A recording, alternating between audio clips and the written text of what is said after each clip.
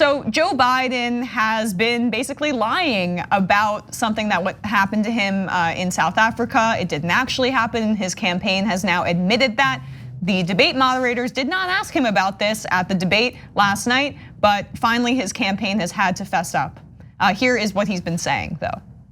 I spent my whole life fighting for civil rights, voting rights, social justice, economic justice, and that's what I'll do when I'm your president. This day, 30 years ago, Nelson Mandela walked out of prison and entered into discussions about apartheid. I had the great honor of meeting him. I had the great honor of being arrested with our UN ambassador on the streets of Soweto, trying to get to see him on Robbens Island. When he came to the United States, when he came to the White House, to the Senate, I was chairman of the committee, and he walked in, and most incredible thing I've ever felt in my life. He walked across in that private room with the big table we have in the executive room, and he walked over, and I said, Mr. President, he leaned, I said, thank you. Thank you for trying to come and see me. Yikes, because I don't think that actually happened. I will give you more details. I mean, if that happened, that's pretty amazing. I don't know how Mandela could have seen this, but let's hear out the Biden campaign and their excuse on why Biden has been saying this story. So Joe Biden's 2020 campaign has admitted the former vice president was not arrested for trying to visit Nelson Mandela at a South African prison during apartheid after the Democratic candidate used the claim at least 3 times during appearances in recent weeks.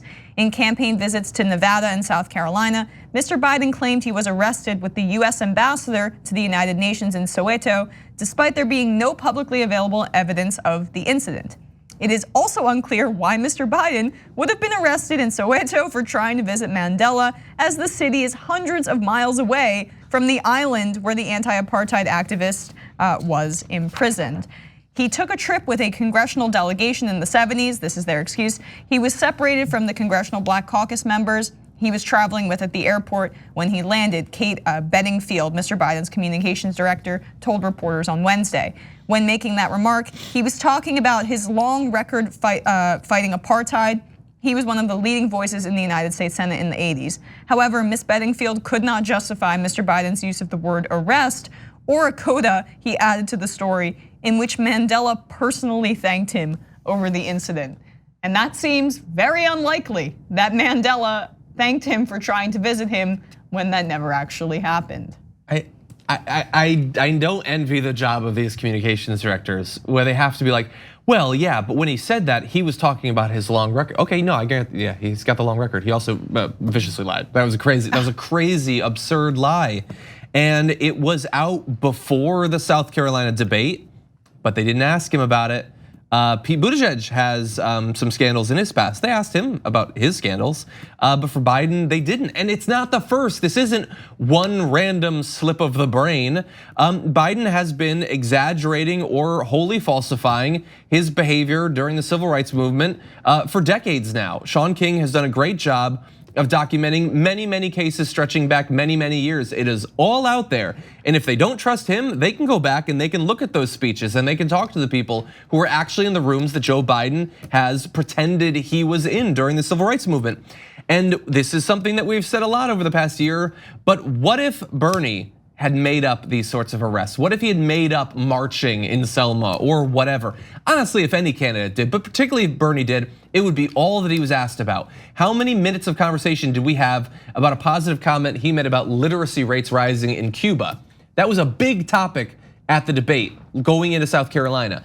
But Biden claiming he was arrested in South Africa, making up an incident like that. And claiming that Mandela personally, somehow he knew he was in prison, but Mandela, he had his spidey senses turned on and he knew that Biden was near and actually hundreds of miles away. Hundreds of miles away, yes. Trying to see him. And so when he did go to visit him in the Senate or the White House, I don't remember which one it was because Biden didn't remember, unfortunately.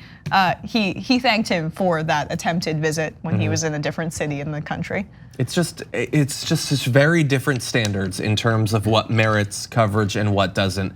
I'm not saying that this has to be the main thing we talk about with Biden for literally months, but seems like a thing you'd actually ask him about rather than just a communications director, because that clarification, maybe some people will see it, but not a lot of people will be exposed to the lie that was told. But I actually think it's really relevant because Biden is trying to rewrite history, and when it comes to his civil rights record, as you touched on earlier when you were talking about this, because Biden was supportive of segregationist tactics. He was very good friends with Strom Thurmond. He worked with him. He was someone who didn't support busing.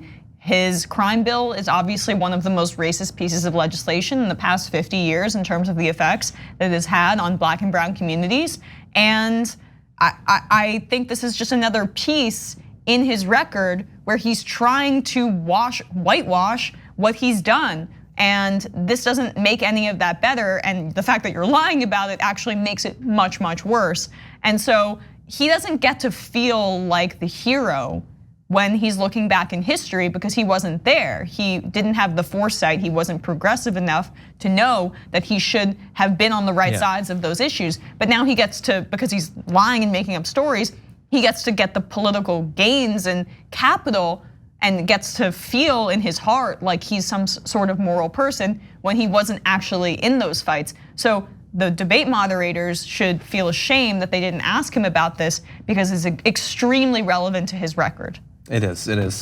And I mean, the article that I referenced for Sean King, you can certainly find that. He was also on the Damage Report. I interviewed him about that if you're interested in more details in this pattern of lies. Again, this is the individually most shocking lie, but there are a lot to be looked at. Don't miss your chance to win a trip to Los Angeles and have dinner with Cenk, Anna, and me. Just head to tyt.com/dinner in LA to register to win.